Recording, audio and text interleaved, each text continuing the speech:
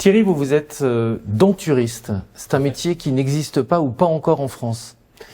Non, pas en France, pas reconnu, tout à fait. Pas encore. On va voir, les choses sont en train de bouger. Tout à fait, oui, tout à fait. En quoi ça consiste?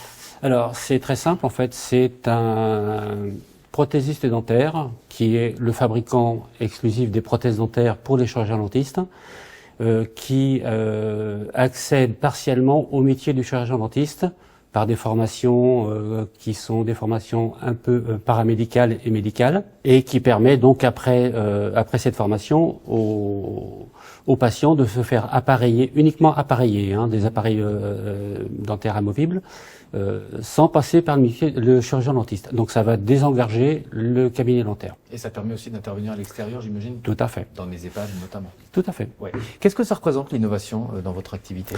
L'innovation, ça va créer de l'emploi. D'une part, ça va créer en fait un accès beaucoup plus rapide au niveau des patients, parce que les patients seront directement en contact avec celui qui va leur fabriquer la prothèse, donc pas par l'intermédiaire du chirurgien dentiste. Et puis ça relocalise du travail, ça permet une économie à grande échelle. Notamment, les patients peuvent être soignés à domicile, en cas des patients qui ne peuvent pas se déplacer. Ils peuvent être soignés, on peut traiter les patients en EHPAD, en maison de retraite. Donc, ça évite tous ces transports médicalisés. Ça va faire des économies aussi bien à la Sécu, à la mutuelle, et ça va faire une économie aussi sur le coût de la prothèse. Vous proposez des formations, j'ai oublié de le dire. Qu'est-ce qui va changer prochainement? La France va reconnaître les denturistes? Alors là, à l'heure actuelle, la formation est en cours d'enregistrement auprès de l'État pour un diplôme reconnu par l'État. Alors, ils m'ont appelé pour me demander, en fait, d'essayer de trouver un accord de branche professionnel ou avec un syndicat pour le passer directement en métier émergent.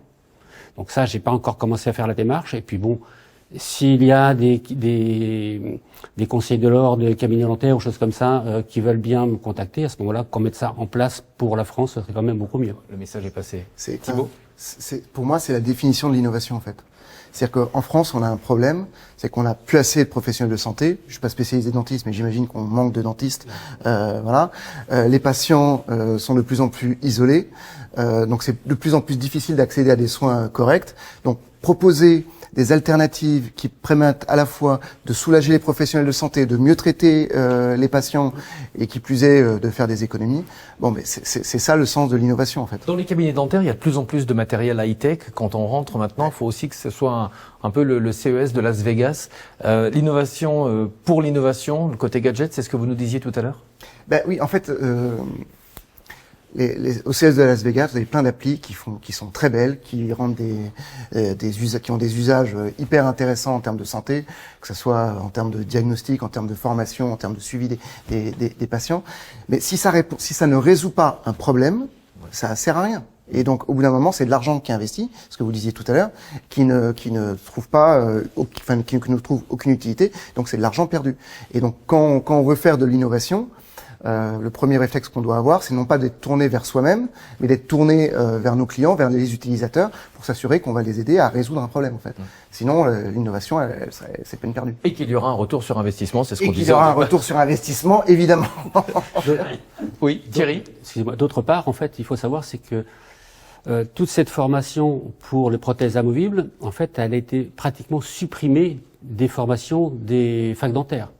Donc, cette pratique ne peut pas être faite par le numérique, parce que le numérique ne peut pas gérer des tissus mous. Donc tout le numérique ne concerne à l'heure actuelle que les prothèses conjointes. Et donc là, ils sont tous engouffrés sur ce domaine-là, ils font plus que ça maintenant. C'est la limite de l'innovation. Bon, merci à tous les trois, c'est gentil d'être venus en plateau. C'est très intéressant, vous faites tous des métiers différents et c'est intéressant de voir l'innovation, ce que ça veut dire concrètement pour chacun d'entre vous. Thibaut Guibal, associé donc chez Atawo Healthcare, Aaron Ben-Simo, cofondateur et directeur général de Génomique Vision, et Thierry Supply, vous êtes denturiste, on va peut-être en reparler du coup prochainement en France. À très bientôt pour un nouveau décryptage hors série. Merci. Merci.